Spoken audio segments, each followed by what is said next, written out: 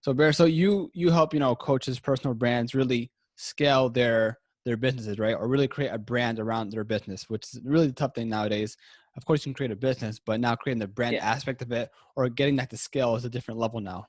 Now, before we talk Yeah. about that, like what kind of give us your origin story of how you got into entrepreneurship? Yeah.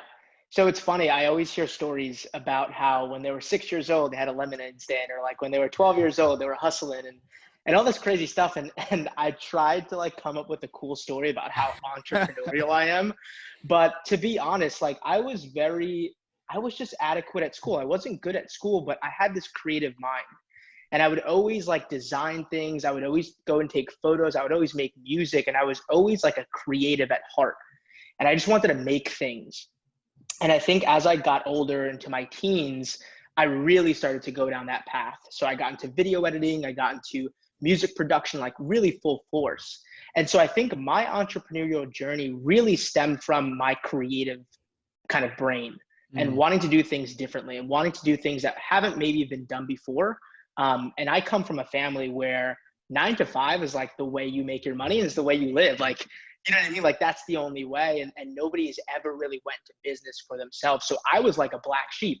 People are like, bro, you're crazy. You're going to try to make music and try to design things. You're going to try to do all these things. You're nuts. Go get a job. And it was just my ambition and my will to like be like, no, I'm going to figure this thing out. And so a couple of years later, I started getting video editing gigs and video production gigs and photography gigs. And that kind of really stemmed my entrepreneurship and like kind of told me like, this is possible. It's possible to create a business around what you love to do. And it's definitely possible to make money from like your passion, from what you love to do. And so that's kind of how my entrepreneurial journey started. And now we can kind of get into it, the podcast, of how I kind of went from there to kind of now working with coaches and consultants, really build, their entire business from marketing systems, right? All that great stuff. But that's kind of how my entrepreneurial, Mm-hmm. journey got started. And how hard was it to earn your very first dollar on your own without having that 9 to 5?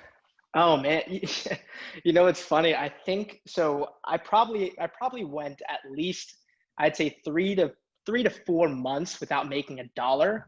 But I remember getting like my first photo gig, and I thought I was like bawling because I got like a $50 gig, and I was like, "Yep, you see, I told you I can make this thing work." But I think people may laugh and be like, $50, that's whack. But for me, that $50 was like a pure sign that told me, hey, like what you're doing is good and like keep on going and good things will come. So that was like kind of the first little sign that I had. I was like, oh crap, okay, cool, I can make money. And then it kind of progressed. So you're doing what? Photography, videography, and then that slowly Yeah. scaled up eventually. So how did you get the attention of, personal coaches, entrepreneurs? Like how did you scale at that point? Yeah, so this is a great story. So like you said, I was kind of like the videographer, photographer, kind of creative for a while. And I remember Gerard Adams. I don't know if you know who he is, but he's a really big, coach and personal brand online. And I remember I was looking for an opportunity to come on as an intern for these big personal brands. And I was like, okay, so I can go the generic route of emailing them and tossing up a prayer that they are going to respond back to me, or I can get creative. And so I basically dug through the people that were on his team. And I said, okay, so probably Gerard isn't going to respond to my DM that he gets probably hundreds a day. And so I said, let me find someone on his team that's a little bit more reachable that I can chat with. And so I basically dug through kind of his ecosystem and found the video production coordinator, the one that kind of did all of his video editing. And I sent him a DM from a story that he had posted. And it simply said, looking for some help on projects. Go ahead and message me if you're interested. Had no idea this was about Gerard and had no idea what it would be. But I said, well, let me give it a shot. This is an opportunity. And that ended up being Digital Jeff, Jeff Castillo. So he's a great, great dude, really talented. And basically I sent him a DM that said, hey man, I'm interested. Like I would love to chat with you and see how I can help out. Here's some of my work if you want to see that. And so long story short, we ended up getting on a call and he was like, hey man, I need some help on Gerard's project. Would you be interested? Huh. And he basically said, listen, we'll give you kind of a 30-day, trial period to see if this is going to work. And now I've been with Gerard about 3 years. So that's kind of how it really started. That was my first big kind of brand that I worked with. And man, I gotta tell you, going from like an internship to now 3 years later, the amount that you learn, it's just insane, man. Like I'm so blessed to have had an opportunity like that. But yeah, that's kind of my first little introduction to the coaching and personal branding world. Wait, I think let's just bring this up for a second. So you Yeah. think the best way to really, someone who's really high up the ladder, you think the best way to get a hold of them is to maybe branch out and look at people that he or she knows that is not too high up the ladder, kind of get in there somehow and Yeah. eventually move your way up to speak to that person. Yeah, I mean, I think it depends, right? Like if you're trying to reach out to somebody that maybe isn't as like at a level Gerard is at, maybe you can reach out to them, but you have to just gauge the situation. You have to think, okay, Gerard has this 7-figure business. He's making millions and millions of dollars. He has thousands, he's like hundreds of thousands of followers, probably gets a million DMs a day. Mm-hmm. Does it make the most sense to DM Gerard, or does it make the most sense to go to his team that maybe doesn't get 100 DMs a day, maybe gets 1 or 2, that mine will stick out? And so it just depends on the person. I wouldn't say always do that, but just kind of gauge it by, I would, as cheesy and as like, I hate this word, like follower count. It definitely is something to pay attention to in terms of like where they're at in stature. So yeah, I would say it depends on the situation, but it is really, really good to reach out to his actual team or their actual team that is a little bit more attainable than the CEO or the founder is. Yeah. So it must be really cool, working with these guys, these personal brands, because if you're near them or in the vicinity, Yeah. in the vicinity of them, I'm pretty sure you catch on a lot of insights. You learn so much. So Oh yeah. if you were to, give us some key points, some key indicators that you've learned along the years working with these personal brands, what's something that really caught your attention and that you apply as well, maybe?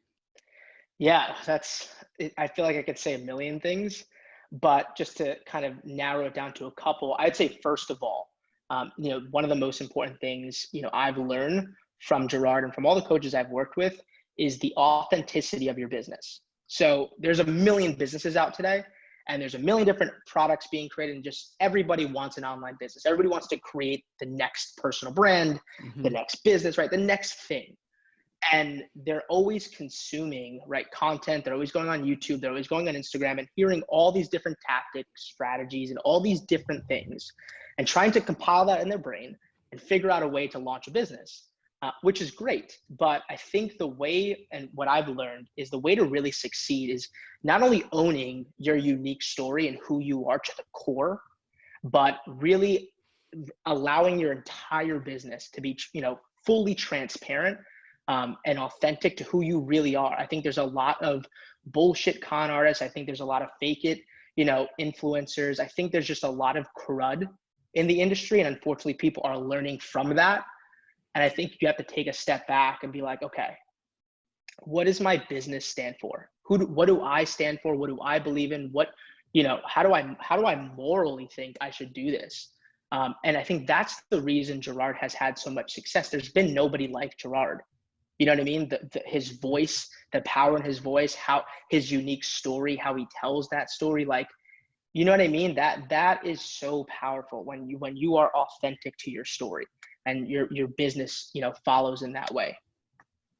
Yeah, I think nowadays people really follow other people, not just a brand. And if you can really be Yeah, very transparent, showing your face, then I think you'll get a lot more engagement. And through that you can do so much, build a real community, a real brand.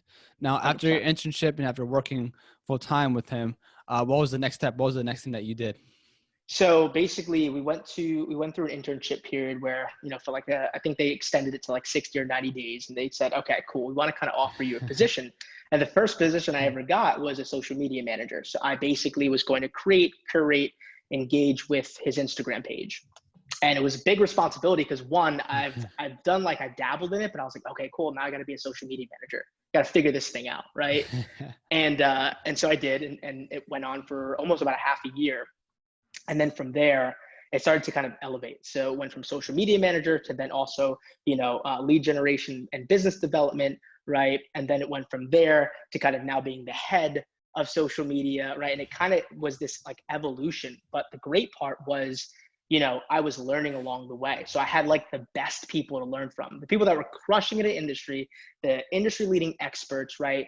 I was able to learn from those people. And so it's like, I was so lucky, to really have that group and that core next to me to keep on really going, right? And climbing up that ladder. Mm-hmm. And now, being at a point where it's like a full blown, business is really amazing. And, I know everybody isn't as lucky as, how I was in the situation to have that core group, but it was really incredible to just have that, to have that all-star team right by my side. So you really got, a lot of new positions really quickly over a period of time. Yeah. Yep. And you said when you were a social media manager, you didn't really know much about social media. You kind of had to learn on the fly.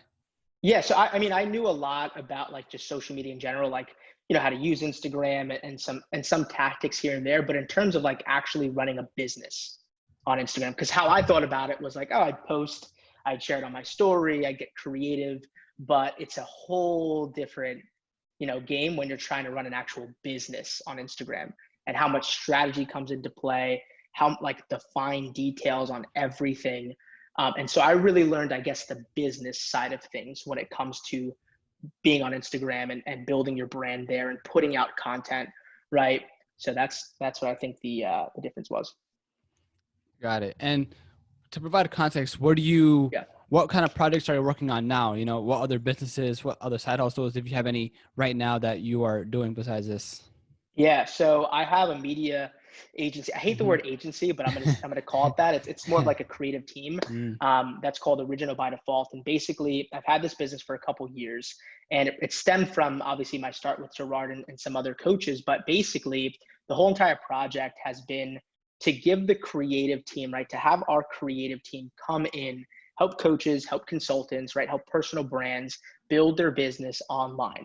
And I think a lot of the times personal brands are almost like this one entrepreneur, like it's just them. It's just them running their business. It's nobody else. They're burnt out and they're doing everything themselves, even though they're not great at everything. And so I've realized the best entrepreneurs, the best personal brands, and the ones that succeed understand where their zone of genius is and where it should lie. And they outsource the rest and they bring in help for the things they don't know that well or they're not an expert in. And so we basically want to bridge that gap and give entrepreneurs, give coaches, give consultants, personal brands that opportunity to have, right, that all-star team by their side. And we've, for the past couple of years, have brought in the best talent from around the world, to come in and really do that. And so we worked with a couple different coaches, Kayla Kraft, obviously Gerard Adams. We work with Man Movement. We work with Kim Kaup. We work with so many different coaches and consultants. So that's what I'm doing as sort of like my arching business, and Gerard Mm-hmm. just happens to lie under that. And then I think for 2021, we're definitely focused on building out some sort of digital products. Maybe it's a course, or maybe it's a group coaching thing to give people this access and access to my brain and what I've been able to kind of learn these past couple of years and give it to them. But that's in the works, but that's for the most part what I'm doing now.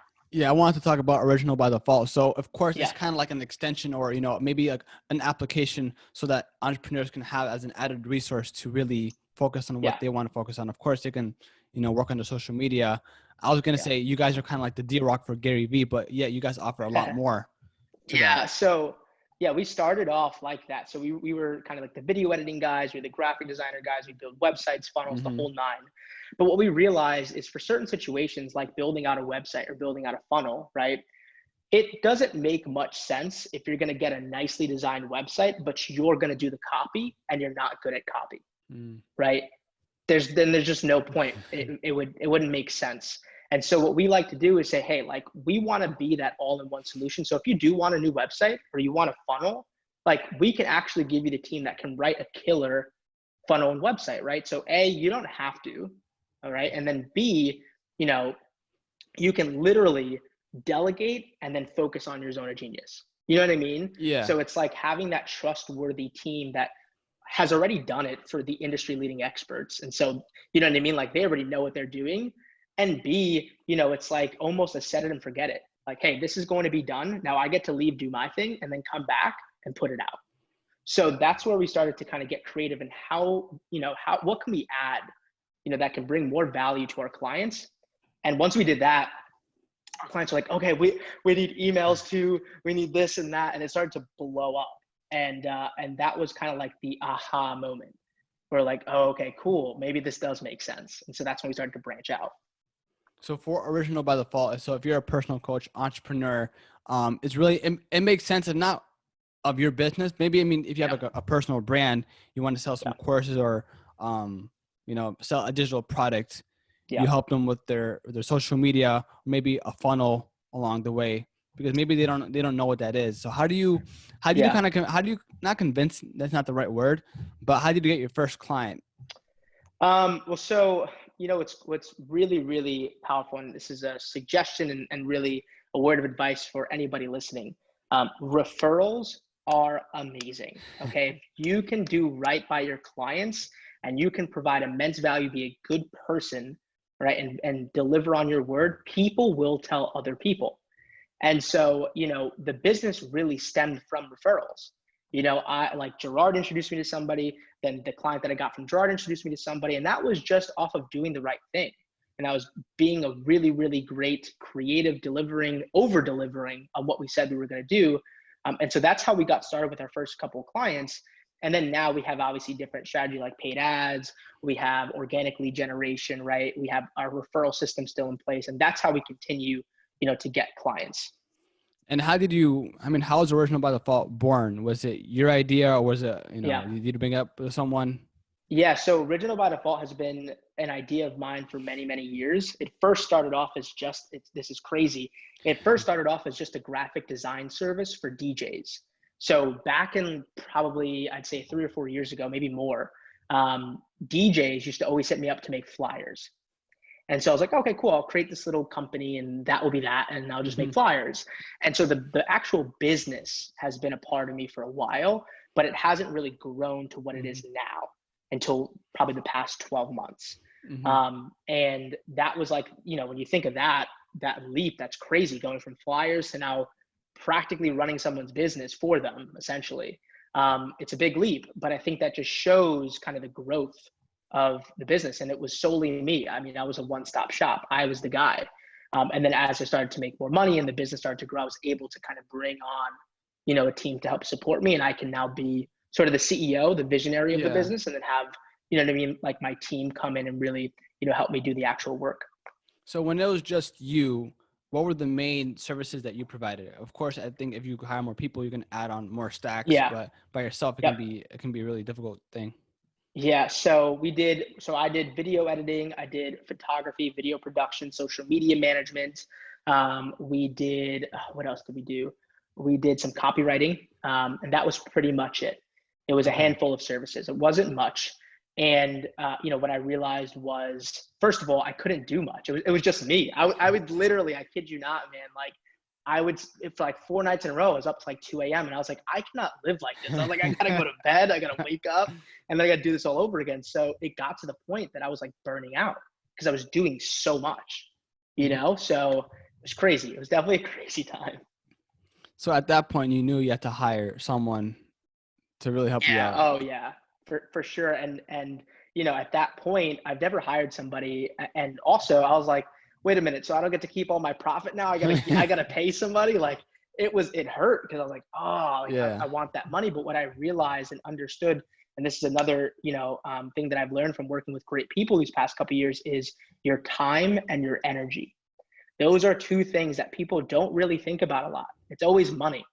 I want more money. I want more money. I want more money. How can I get more money? But to be honest, when I started thinking in terms of time and energy, things changed, because I was just like, okay, I can make, right, let's say $1,000 on this project, but I'd have to work 12 hours to do it. Or what I can do is give someone $2,000, $3,000 so they can accomplish some of it. I can give somebody else $500, they can accomplish it. And you know what I mean? You start to trickle down your responsibilities on a project to free up your time, which then, allows you to keep your energy filled up to the brim, so that you can continue to do what you're doing and keep on building. And so once I understood that, and I understood how to protect my time and protect my energy, I was in a whole different place, man. Like it really changed my life. And at what point, I feel like you said your first hire, it was hard because you want to keep the money. Now, the Yeah. second hire, did it get to that same point where, you had too much on your plate and you had to hire yet another person? Yeah. So the first hire, it was definitely like, oh, I don't want to dip into my profits, but it was also, am I sure that they're going to do the job that I want them to do? Do I have the confidence in them to do right what my clients know me for? Because Mm-hmm. I'm putting my trust in them. You know what I mean? Like whether it's for design, for copywriting, I had to let go of some, you know what I mean? Some trust. I'm like, oh, what if they mess this up? What if Yeah. the client hates it? And so those are the two things. But as I started to hire more, like my second hire, my third hire, I began to build out my business around systems, processes, so that whenever somebody came on board, right, they knew exactly where our values were, how we run as a company, our culture, right, the expectations of when you come on board to work with us. And so everything is really out in the open. So, I feel more comfortable, of course, bring on anybody, because everything I want them to know and what they need to do on a daily basis is out there. Mm-hmm. And a lot of businesses overlook that, where they'll hire, and then in 3 months they'll fire them and say, well, I don't know what happened. They just sucked. Yeah. No, they didn't suck. Your business sucked because they Mm-hmm. had no idea what to do. They're running around with a chicken with their head cut off. So when I started to realize, how important systems and processes were in a business, right? And that's from mentors, the people I work with, your business starts to become whole. Your business starts to run like a machine. And that's what you want. Your business should be a machine. And what kind of insights or tools do you use to really make systems in these processes, to really make your business run like a machine, besides just hiring people? Yeah. So, I mean, there's a lot of different insights and tools that I use, but I think at the core of how I start to think about hiring people and when to delegate work and all that stuff, like I said before, it's time and energy. But I think about, my clients, right? I think about, what I specifically want to do and what I do not want to do. And I basically build it out from there. So right now we have about a team of, I'd say like 7 or 8 people. And most of those, there's about half that are all creative. So designers, video editors, right? Photographers, videographers. And the other half is more admin work. So it's the stuff that I hate, right? I hate building out spreadsheets. I hate building out all these SOPs, standard operating procedures. I don't like doing those things, right? And so I want to make sure that, well, now the people I need to hire have to be good at doing those things and they have to like doing those things. And so I think, it's kind of a ramble here, but I think, to be honest, what I start to realize is, what are the things I'm not good at? Because I originally was like, well, I'm good at everything. I could figure it out. But, really in reality, I'm not good at everything. So realizing what I'm not good at and then hiring on. And then it's the most important tip I can give is, it's always a constant training process. You should always be training, right? Little by little, your hires and the people you bring onto your team. You shouldn't just hire them and then say, okay, figure this out. Like, here's some stuff, go ahead, you deal with it. You should be stepping up as a leader in your business, and you should be constantly showing them how to do things, how to be better. And now if they, consistently screw up and they don't learn from their mistakes, then that's a discussion you'll have to have. But I think that's where a lot of the mistakes lies, and is the lack of leadership in your business and the accountability to really step up as one. And at what point do you not like micromanage someone? Because of course you want your business to be perfect, but Yeah. you can't that's not possible, because people are people and they're not a direct extension of yourself. Yeah, so this is kind of a twofold. So in the beginning, I really just came to terms with, I'm going to let them do what they want to do within a box. So I'm going to Mm-hmm. create a box that I want them to live within, and they can play around, do their thing, and then I'm going to come in and check in on them. Because there was a time where I was like, every day I was like, hey, so what's the update on this? Hey, what's this? Hey, constant. But I had to just step back and be like, you know what? I trust this person. I brought them on board, right? There's something about them that I really like, and I'm going to let them do their thing. And as creatives, and I don't know if you know this, but the most powerful thing you could do for a creative is let them do their thing. They are, whether it's a designer, web designer, even a copywriter, let them live in their space. Don't give them, hey, you have to do this, you have to do this, you have to do this. Let them be creative. And so that's what I learned about micromanaging for that. But I think now, I really sort of built a management team. So I have my very close inner circle, right? My assistant, my executive assistant, really close to me, actually do the managing of the team, if that makes sense. So now it's not directly, me, kind of giving, directions and tasks and all that stuff. It's more of the team I trust that's very close to me, that's building it out themselves. And it's like this ripple effect. Yeah. And I don't know if you know who Sam Evans is, but he talks about this a lot. And I truly believe that that's the way to do things. Because first of all, there's no way you're going to be able to micromanage everything. You'll literally die. So you can't do that. So, you have to be able to build systems that, help you not micromanage, which is just like I said, having a team that's very close to you, build out their teams, and their teams build out their teams, and they're kind of managing themselves. It's like a little, trickle. So that's what I would say. No, yeah, I think once you get to that position of being the CEO or the head honcho, it becomes a different role, of course, because you can have a lot of experience in different sectors. But once you do, and you start to hire people, you're going to have to spread that knowledge and really build a business. Now, working with different personal brands, let's talk about, is it really essential to build a personal brand in 2020 and in the future? So I feel like the business side of me wants to say, yes, it's 100%. You have to build your personal brand. You have to do it. But to be honest, if I'm being completely honest, it depends on what you want. If you know you are not someone that is going to be on Instagram every day, and you're going to be wanting to create content and do your thing, and you're just doing it because you want to see if you can get a couple extra sales, do not create a personal brand. It will come off as unauthentic. You won't make money, and you won't be happy doing it. And the first thing I always think about is happiness. Are you going to be pumped to do this thing? Are you going to be happy about the business you're creating? And if you truly are like, I'm only doing this because they said to, then don't fucking do that. That's stupid. So that's what I would say is, if you want to do it and you're like, you know what, this is a bigger calling for me. I get to share more of my life and who I am as a person, and I get to impact the world in my way. Then I'd say, cool, then create a personal brand. Because your personal brand isn't just about that little product you have or that little business you have. It's much bigger than that. It's your mission in life, right? It's your mission to help create massive impact and create a change in the world for the better. So it really comes down to what you want. And I think a lot of people actually don't take the time to do that.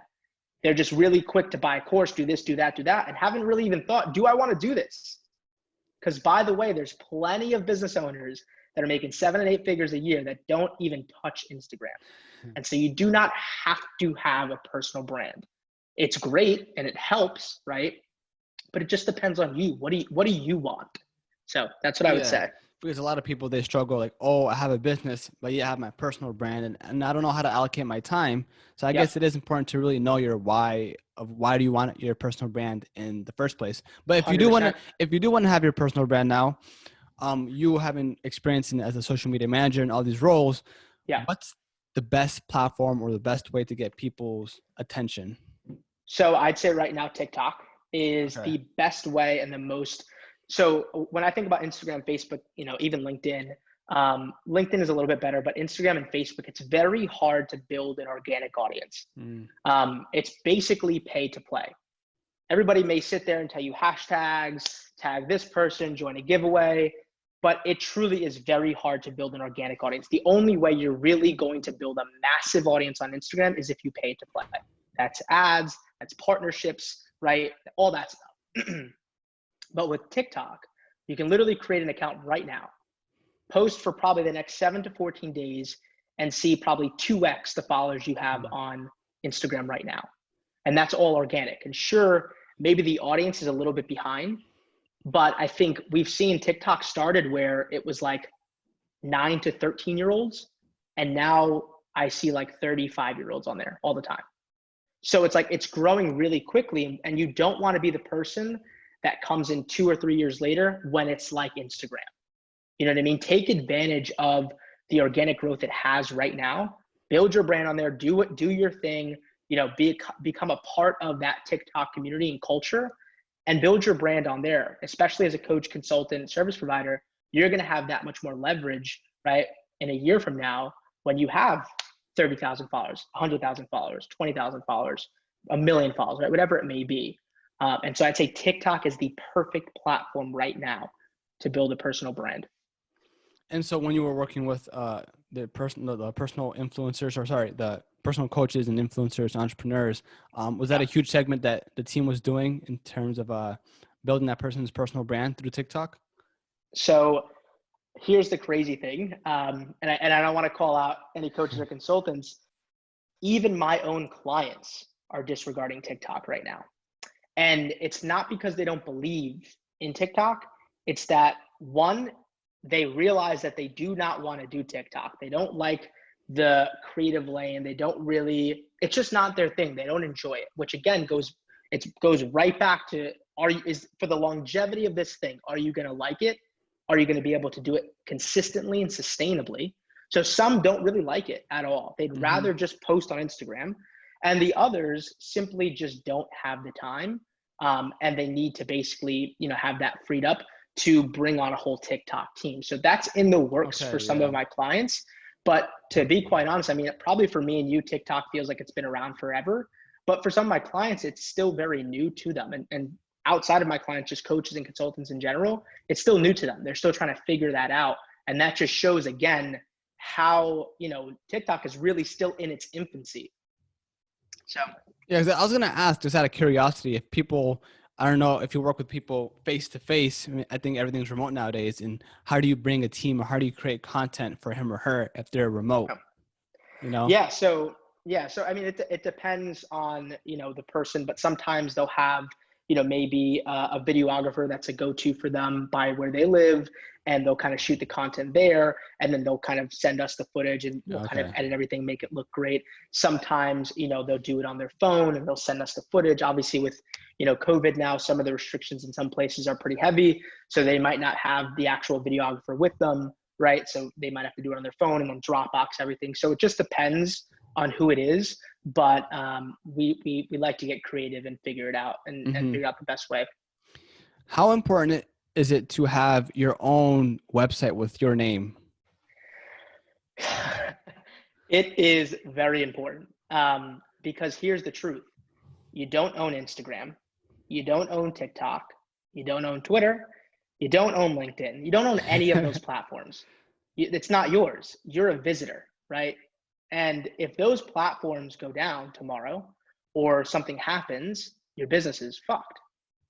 I laugh all the time when I see coaches and consultants with like 100,000 followers on Instagram, no website, no nothing, just Instagram. I'm like, if Instagram has a massive fuck up tomorrow, over. It's Remember completely TikTok? over. And people panicked on TikTok that it was gonna be banned. Yeah, everyone exactly. Like Charlie and like all the big, influencers. I'm sure that they were like, shit, if this goes down, I might be fucked. So, you really got to think about, okay, what can I own, right? So you can own an email list, right? It's important to build your email list because that's something that's a tangible thing that you own. The other thing, like you said, is your website. A website with your name, with your brand name that you completely own, and that if everything goes to shits, that is still a platform of yours, right? Because the internet is probably not going to go away. Instagram is probably going to go away, obviously, much sooner than there being a problem with Google or your website, right, or WordPress. So I would say it's important to have a website because it's the only thing you can actually own, and it's yours. You have control over. You can turn that into a media company if you wanted to, and that could be a platform within itself. So that's why it's really important. Now, how do you fill the pipes though for your WordPress website, for example? Of course, you can put in your social handles and whatnot, but now in terms of content, because I don't really hear a lot of people talking about websites, but when I Google like how important a website actually is, people say it's really imperative because, like you said, these are assets. Having your own domain name, having an email list. Nowadays, your what is it, SMS, where you can have people's phone numbers. That's new too, right? But in terms of filling the pipes for your actual personal website, what's some content that you can put on the website? So, I mean, when I think about building a website, one of the brands and businesses that I admire that I'm sure you know is Barstool. So they have basically a major media company, and they put their podcast episodes, they put their blogs, right? They have contributors, they have merchandise, right? They have their actual product offers, the things that people can pay for. They have a subscription thing. They have videos, like a vault of hidden videos. And so when I think about, filling the pipe, right, and, creating almost a unique experience on your website, you have to think about, what are you not doing right now that you can be doing on your website that can bring traffic there? So if you're doing a podcast, that's audio, you're doing Instagram posts and a couple TikToks a week. Well, okay. Well, I would suggest, why don't you turn that podcast into maybe video format, premiere it on your website, right? Embed it through Vimeo, however you want to do it. And then after that, maybe upload it to YouTube. So now it's a standalone. It can still be reached on YouTube, but you created this excitement that's through the website. Other things are like free value giveaways that you can funnel right through your website, and they have to opt in to join. There's maybe a free membership club. There's maybe if you're putting blog articles somewhere else other than your website, which by the way, if you are, reconsider. You should be doing your blog on your actual website. If you're doing Pinterest posts, right, figuring out a way to maybe curate that through your website, and just creating exclusivity around your website and things that people cannot have access to unless they know about your website or they've been to your website. I don't want to see repurposed content. I don't want to see what I've saw on Instagram. I don't want to see a blog I've already read. And I don't want to see a podcast I've already heard. It's stupid. I've already seen it. Give me something new and different. And that's what you should be thinking about on your website. And then obviously it's important to have, the ways you make money, which is your offers and your products, and whether that's a membership, that's a group coaching, whatever it may be, have that on your website too. And really think of your website, like I said before, as a media company, right? Have your website be your own platform. Have it be your own thing that you own, that you can curate content, that you can create a community and culture around. So is that really the golden block for any personal brand here? So really have your website. That's going to be the nucleus of everything. And then you're going to build up their social accounts. And through that, you drive traffic to the site where he or she can really sell their products or services. Yeah. Yeah, I mean, I don't want to say it's the golden way because there's so many different ways to make money. And again, it goes back to what do you want? And, I would say that you should probably build out a website and do it how you just said it. But again, like there's so many entrepreneurs that are doing very well, by the way, making thousands and thousands of dollars that don't have a website, that they build out a couple, funnels on ClickFunnels, and they're making 7 figures a year, and they're just posting on Instagram or just posting on TikTok. So I don't want to be the guy that sits here and say, you have to fucking build a website and do this and do all this shit, when in reality, you don't. But again, what I would think about when you're building your brand and business is, what is the end goal? What is the where do you want this to go? Okay. You know what I mean? Because a lot of these coaches and consultants that we see on our ads on Instagram will be there for maybe 2 weeks and we'll never see them again, right? But when you see Nike, right? When you see Tesla, when you see Apple, those are generational brands and businesses. They've changed literally the way we live. So it's about what you want. So when working with clients, is that literally the first thing you ask? Why and what do you want from this? Because if you don't have a why, then you're kind of just working towards a goal that never really ends, right? Yep, exactly. That's definitely one of the things we talk about is, what is the real reason to build this? And I tell them, like, listen, be very honest with me. If you're like, hey, I just want to build this to make some fucking money, well, tell me that, because then we'll be able to build a strategy to help you make some fucking money. But if it's a different play, then let's talk about that too. But what shouldn't happen is you should come and say, hey, so I want to build a website because they said I should build a website. Can you build me a website? I'd be like, yeah, it probably doesn't make sense that we work together.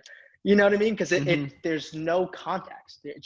There's no end goal. There's no thing we're striving for. There's no vision, right? So, yeah. So working with so many people, what's one of the, I guess, trends or things that you've seen, some insights that are really hitting some pain points? So for example, you said TikTok, and not too long ago, I mean, I was on Twitter and they have now, I forgot this new feature. It's kind of like stories now, but for Twitter. I'm pretty sure there's a bunch of others in different platforms that are probably really popular, but out of all the things they've done or currently doing right now, what are some trends that you're seeing right now that can really help people build more of an audience?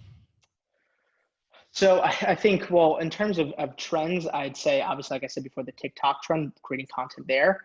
But I think, again, this kind of goes by industry. It may change, but I'll speak specifically for coaches and consultants. The best way to build, and create almost a trend around you and create some sort of hype, right, it almost goes back to the Gary Vee method, which is like jab, jab, right hook. And a lot of people right now are just going straight for the kill. They want to tell you, they're so excited to tell you about what they have to sell you and the investment you have to make on their course without any context, without even knowing what you do, without any free value. And so the best way right now to create your own trend is on TikTok, on Instagram. Do things that do not require money. Have an opt-in, have something that goes to a funnel that people can learn more about what you do, can gain value from what you do, right? And see that result in their business. Do something so great that they don't even like, if I were to create a free video for 60 minutes that gave all this insight into my business and how to run your business, people would watch that, take it, apply it to their business. And then 2 weeks later, be like, oh my God, Brandon provided me so much value. How the hell can I buy more of you? What do you have? What can I buy from you? And so creating different ways to give that free value, right? Again, jab, jab, right hook. Give, give, give, and then go for the ask. Right now, I think it's a little bit backwards. I think even though it might not be so intentional, because there's a lot of coaches and consultants that are really good at sneak offering you. They'll kind of like through a carousel, they'll kind of give you some tips and then boom, course. And I think that's good. But again, over deliver on the value you provide to your community on a consistent basis, and you will have lifelong followers. You have lifelong supporters and people that actually give a shit about you and your business, period. So that's what I would say. So is that really like one of the fundamental things that you tell Yes. your guys that you need to provide some free value here, and then over a period of time, jab, jab, jab, you ask for the sale? Yeah, I mean, it's literally how I'd say 99% of those little ads that pop up, when you swipe up work. You opt into some free webinar. They'll sit there for 45 minutes telling you all this value, and then at the end, they'll surprise you with so I got this course. Here's how much it costs, right? And then they'd go from that to buy the course, which is the industry standard to how things work. Yeah. But when you think about that, and then in terms of your organic strategy, right? So your Instagram posting, your Facebook, your LinkedIn, how are you over delivering, right, for your audience? Because you won't have an audience unless you're providing value, period. People won't follow you, they won't like you, and they won't buy from you. It's just that simple. And so that's the first thing that we have to think about. And I don't even think about it as like free value, but it's like, what are you doing for the community? What are you doing for people? How are you providing a solution to them right now? Right? Because nobody's going to trust you. Nobody's going to care about you. And nobody's going to really listen to what you have to say unless you can do something for them first. Right? That's how, and that's just common manners, really, and it really is that simple when you break it down. But unfortunately, like I said, you have a lot of these scam artists and people that are posting about, make all these offers, do all these funnels that swipe up to a paid thing. But I don't really know who you are. I've no clue. You just smack me in the face with an offer. I'm like, whoa, where did that come from? You know what I mean? Yeah. So it's like, yeah, it's jab, jab, right hook. Like, it's just as simple as that. Now, what do you say if maybe you're a teen or you're working a 9-to-5 job and you want to get out of that and you want to get into entrepreneurship, but you have no experience yet, you want to create value and then maybe sell something down the line? I don't know. So basically, for the people who have no experience in what they want to sell, how do you provide value? Yeah. So first of all, I will say, I was almost that guy when I was around probably 17, 18. I worked at Target, right? I worked at Hoolan's. I was that 9-to-5 that had a dream. But again, I might have been making some money on gigs. I might have been doing okay, but I still needed a full-time job to support what I wanted to do. So I was in those exact shoes of working a job I hated. But I think the most important thing I would say is, one, do not beat yourself up. It's just no use to say, I got to figure this out tomorrow. If I don't figure this out, I'm a failure. I need to figure out what I'm going to do for the world. If I have this job for another 3 months, I'm a failure. I'm going to lose. Just take a deep breath and understand that, it's really the process, and to enjoy that specific process. And what may take someone else 3 months to figure out and go and do their thing in the world may take you 3 years. But where you get to in the end is where you want to be. So, really, enjoy that time. And I'm not saying to, sit back and relax and just see what happens. But, don't stress yourself out. Don't beat yourself up. Don't neglect your health. You know what I mean? Because you have this dream and vision to do what you want to do. Hustle, do your thing, grind, keep on going. But again, understand that it takes time. And you don't have to have it all figured out tomorrow. I'm still trying to figure out what the next thing is for me. And I've been doing this for a couple of years, and I've been able to do it at a very successful level. So I don't really even think anybody really has it completely figured out. And I think that was almost like the eye opener for me, is even the best of the best are still be like, oh, do I really want to do that? I might have made a mistake there. Let me change it up. And so understand that and love the process. Yeah, I mean, that's very tough, to be honest, because a lot of people, especially right now, when they go on social media, they see everyone winning. And of Yep. course, they have that factor that they want to be winning too. And they Yep. believe that they can win in a matter of a couple of months. But in reality, Yep. depending on what you're doing, it can take a lot longer. So yeah, I mean, here's the thing about, winning. I think when I was younger, I always thought about winning as in like, I need more followers, I need more money, I want more attention. And what's really interesting is on the flip side of that, even coaches and consultants that are at the highest level are miserable. And they might have what you want, right? They'll have the followers, they might have this business offer, right? They might have what looks like to be the dream life. But on the other side of things, they're a miserable person. And, it's really, really easy to kind of see that, that smoke screen or that facade when you're not really in the depths of things. And so what I would always think about is, don't really lose sight of, that like dream world. Don't let yourself fall into like, oh my God, this is the perfect life. Nobody has the perfect life. Nobody has a dream life, right? And so you need to understand that, even though you see those millions of followers, the nice cars, right? All that stuff, all that to me, and this is just my personal opinion, is bullshit if you're not happy. You know what I mean? If you are completely fucking sad, you have no friends, you don't have your spouse, nothing but a car or 100,000 followers, I'd trade it all. I'd say, put me back to my Target job. If I can have my family, my health, my happiness, right? Because that's what's important to me. And I think that's important to a lot of people, is right here, what's in the dome. What's crazy is that, like, when you say that, people can be like, yeah. But I think once they really reach that point, say they do have all this money, all this followers, all this Yep. attention, once they do reach that point, they're like, oh, I see what you're saying now. And it's really Well, hard I was going to say, it's really hard to, you can learn from your own mistakes, but it's really hard to learn from others, Yeah, I'm first of all, I'll throw my hand up for that. Very true. I literally, bro, I'm not even kidding. I have to like crack my head open to understand and learn, because like, even though you'll have your mentors and people kind of guiding you, you still think, no. I'm going to do this. This is going to work. And you got to scrape your name. You got to fuck up. But, like you just said, people may hear what I'm saying and say, yeah, whatever, kid. Like, let me go make my milli. Go ahead. Because, the statistics are rising of the millionaires that have killed themselves. They got all the money in the world, right? They got the nice house, got the car, but the police end up finding them by their bedside because they overdosed. Yeah, there's like a stat that the suicide rates in first world countries surpasses that of third world countries. Right. It consistently keeps on rising. So, it's almost like, when you make that $1 million, everything changes, but nothing changes. If that makes sense, you really think about that. You may have more money in the bank, but you're still exactly who you are. And so now, if you're the happiest person in the world and you got a beautiful family and everything you want in life is where it needs to be, and you have that $1 million, well, shit, now you're unstoppable. But if that's just basically to fill a hole in your heart or a gap in your life that was never filled, you'll forever be unhappy. And you'll live a life unfulfilled and always trying to get that next thing that you think is going to make you happy. But in reality, it's just little things that are trying to fill up that gap and plug that hole in your heart, when you've got to take a step back and be like, okay, what is actually going on here?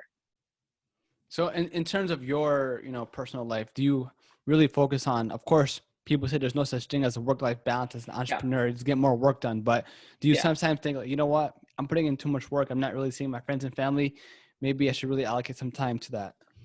So here's the best little, I guess I'll call it, quote about your business. So when you're creating a business, right, you are not, your lifestyle shouldn't be supporting your business, right? Your business should be supporting your lifestyle. Flip it. And if you're creating a business, right, and you're working all hours a day, your health is neglected, you're unhappy, right, all those things, well, I don't want to run a business. I got out of a 9 to 5 because I hated that. I hated working 8-9 hours, right? I hated the bullshit work. I hated not being happy. And so, you have to think about, okay, well, this is what I want to create. This is the life I want to live, right? I want to work out in the morning. I want to see friends and family at night. I only want to work 4 hours in a day, whatever it is, and build a business around that. People are really quick to say, I got to grind 24 hours a day, and then come dumbfounded 2 years later, like, why am I burnt out? What's going on? And so I wouldn't say that there's a specific work-life balance. Like, here's the secret, here's the guide, here's the magic key, because there isn't. It's different for every person. You need to figure out what is internally right for you. If you feel like you're working too much, well, cool, take a step back. If you want to grind further, then grind further, right? If it's affecting your relationship, try and fix that relationship. If it's consistent and your other half is saying, no, you need to be with me, but you don't want to, and you want to do your thing and you don't value that as much, well, then now you have a decision to make. And so it just comes down to, what do you want? By the way, Gary Vee loves the grind. Gary Vee works forever, but he likes it. That's his high. That's what he enjoys. And so God bless. Grind away. But some people don't want that. Some people don't want to grind all the time, right? They want to be able to go out. They want to be able to do things that they want. They want to be able to watch Netflix. I hate when people are like, if you're watching Netflix, fucking, like, fuck you. Like, I want to watch my show. Like, you know what I mean? Like, it's such like this standard of you have to be like a robot, and you have to be like, go. No, it doesn't have to be like that. So. Yeah. I mean, there's more than one way to be successful. I mean, of course, 100%. On Instagram, there's always quotes saying, oh, here are all the successful people who wake up at 5 a.m., have a morning routine. And of course that can help. Let's not lie. But everyone has their own standard routine that works best for them.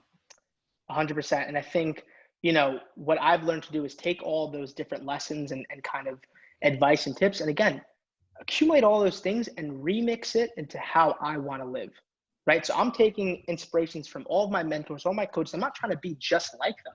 I'm taking the things I like and I'm leaving the things I don't. Right. Mm-hmm. I'm taking little bits and pieces from each person, and I'm now incorporating it into my life to now create, right, this business and this lifestyle I want to live. And so that's what I would say is the secret sauce, is taking little things from different areas, from people. If it's an Instagram post, whatever it is, take those little things and take the stuff you like about them and then say, well, you know what? I don't really like that too much. I don't want to do that, and leave that. And you'll start to have this whole melting pot of like this lifestyle and this business and this life being created. For sure. I think at the end of the day, you just got to find a way to be the best version of yourself. Yeah, 100%. That is the name of the game. And it's important to realize, everybody wants to make $1 million, right? Everybody wants to build a massive business. And I'll tell you what, man, in a quick story in under 30 seconds, I was speaking to a client and I came into the conversation like, okay, this guy wants to grow $1 million business. Let's go. We're going to do this. And one of the first things he said is, hey, listen, man, like, this doesn't have to be a 7-figure business. This doesn't even have to be a 6-figure business. I want this to be a separate stream of income that I can almost set it and forget it. I don't want to scale it. I want it to be a nice set of income. Can you help me? And I'm like, wait a minute. Hold on. You're telling me that you don't want to make 6 figures, $1 million. She's like, no, because I know the intricacies of how to do that, right? And all the things that and I don't want to do that. I don't want to put my time and energy, and I don't want to build out a team, do the whole thing. I've already done it. And I'm like, fuck. You know what I mean? Because all you hear is scale your business, 7 figures, 8 figures. But some people are like, I don't want that. By the way, there's many people that make $80,000 a year in their business that are so fucking happy living the best life. So be careful of what you see on Instagram. Be careful of what you see on social media about, I want to make $1 million. Well, do you really want to? Or is it like the perception of what life could be like? Yeah. And so, yeah. That's a pretty dope story. I think I had another person on a podcast, and he said, like, I think he had a couple of businesses, and he was like, I asked him the question of like, so are you going to scale your business? He was like, nah, man, to be honest, no, because of course, like what you kind of just mentioned, that you need to hire more personnel, and they always have to put in more time. Even though if it's passive, you need to still build that time or utilize your time to build that system to make a passive income, right? So it's really about perception or perspective rather. And you got to ask yourself, what do you want at the end of the day? That's it, man. So Brandon, man, it was a pleasure. If people want to like find you, hit you up, or ask you any question about building a Yeah. personal brand, where can they find that? Where can they find you? Yeah, so just go to Instagram at Brandon Barris, Barris. You'll be able to find me there. I would love to chat. Shoot me a DM. Let's talk. And you can check out our website, originalbydefault.com, see what we do. I appreciate you, bro, for having me on and giving me this platform to kind of tell my story and give my thoughts and my vision and what I believe out into the world. So I appreciate you, brother. Nah, Matt, thank you. Provided a lot of value here, and I'll add that to the show notes, your Instagram handles, your website. And in terms of Sweet. the podcast, it's gonna take, to be honest with you, bro, it's gonna take a little over a week to post the podcast Sure. because I'm kind of backtracked with other podcasts I have to publish. I only post one Yeah. a day, but Yeah. what I can do is I'll just pause it now.